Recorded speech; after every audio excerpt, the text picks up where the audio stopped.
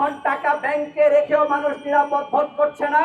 এতে প্রমাণ হচ্ছে বাংলাদেশ ধীরে ধীরে অসভ্য দেশে পরিণত হচ্ছে এবং সরকার পরিকল্পিতভাবে দেশটাকে অসভ্যতার দিকে ঠেলে দিচ্ছে। ইসলামী ব্যাংক এই দেশের তাওহীদি জনতা রক্তে ভরা। আমরা এই ব্যাংকে দেউলিয়া হতে দেব না, প্রয়োজনে জীবন দিয়ে রুখে দাঁড়াবো।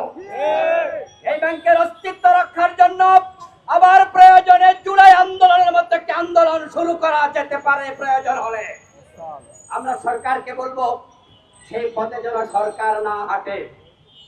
যে চেয়ারম্যানকে রাতের আধারে নিয়োগ দেওয়া হয়েছে, এই চেয়ারম্যান এসালম গ্রুপের সরাসরি লোক এবং তার স্ত্রীর নামেও অনেক কোটি টাকা অলরেডি ইসলামী ব্যাংক থেকে উল্টা পথে নিয়ে যাওয়া হয়েছে। সুতরাং এই চেয়ারম্যানকে তাড়াতাড়ি বরখাস্ত করতে হবে।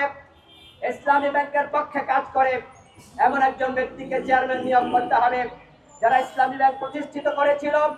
মায়ের কোলে তার সন্তানকে আবার ফিরিয়ে দিতে হবে। এই ব্যাংকে কোনোভাবে লুটেরাদের হাতে তুলে দেয়া হবে না। আমরা আলেমরা আজকে সেই মেসেজ জাতিকে দিতে চাই।